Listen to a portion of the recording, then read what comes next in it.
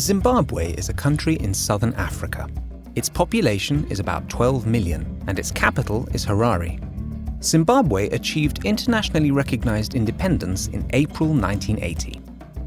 The Comesa Secretariat and the ACP Business Climate Facility, BizClim, are helping Comesa member states in the area of enabling the business environment and boosting the private sector. Comesa is one of the African economic groups composed of 19 member states. Comesa has one mandate to achieve the regional integration. And this is the only one mandate. And Comesa is doing that work using two main pillars. We have a trade facilitation program and the investment promotion. For the first stage of this program, we are covering 4 countries, 2 English-speaking countries and 2 French-speaking countries. To do so, we have approached our partners.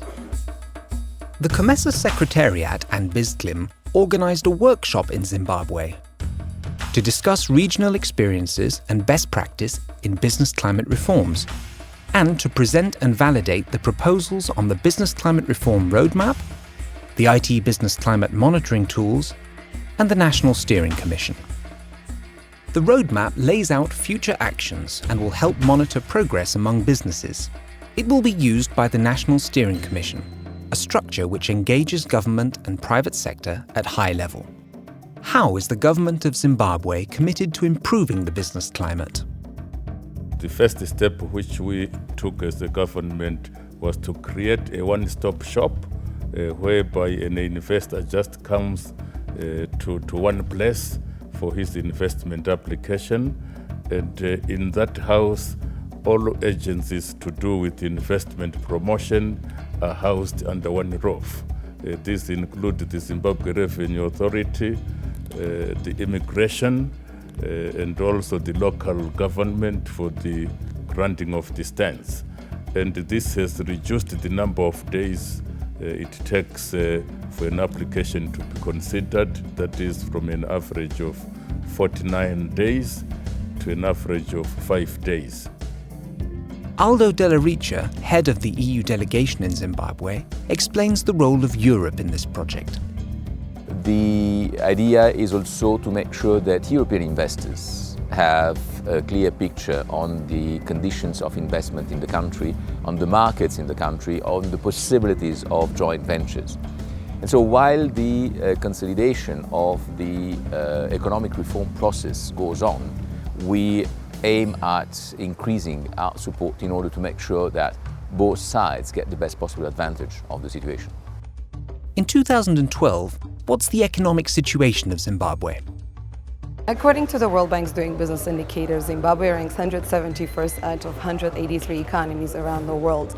But this indicator shows really a great variety. For instance, if you look at an indicator such as property registration, Zimbabwe ranks 85th. But an indicator such as trading across borders, its ranking is 172nd out of 183 economies. Vipin Bowen, ARCA Experts team leader, explains how to improve the current situation of the country. So the critical factors for successful business reform in Zimbabwe, you first of all need very strong political leadership. You need the commitment from the private sector.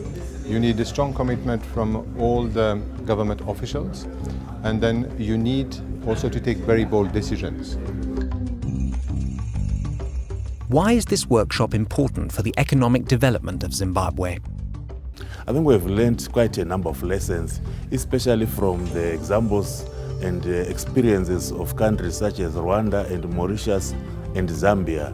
For instance, Rwanda Development Board came into being having amalgamated all the government institutions into one, whereby the reforms are made quicker. And this has, the political leadership again, has created an environment that is good for the private sector to put up their views, which views we base on to make our reforms in the country.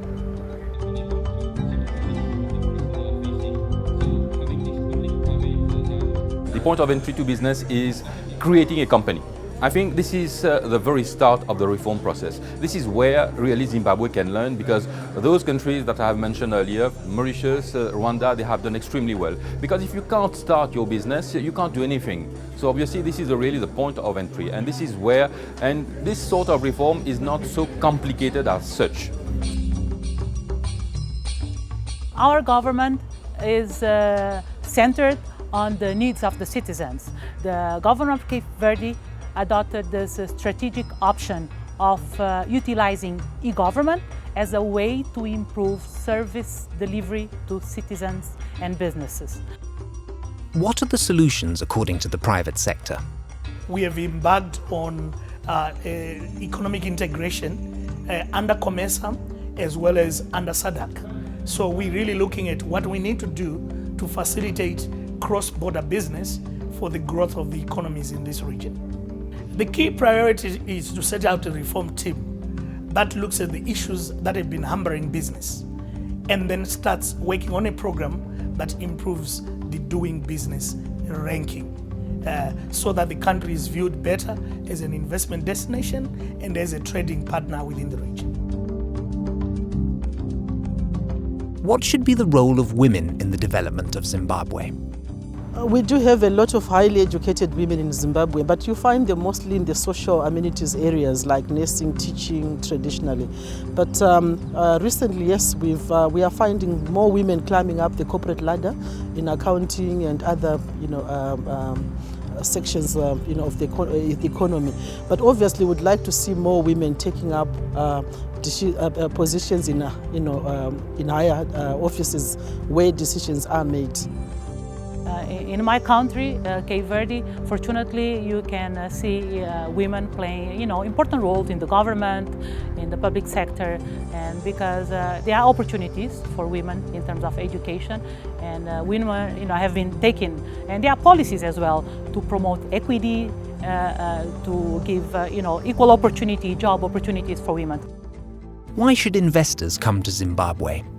Zimbabwe has been showing steady reform progress in its efforts to enhance its business environment. In the last couple of years, it passed several positive reforms, which include paying taxes indicator, starting a business area, and property registration process, where it slashed down the cost by 15% of property value.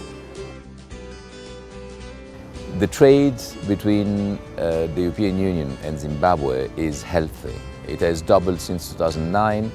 It is bound to further improve, and the essential strategy is to make sure that indeed this country can take the best possible advantage of the European market.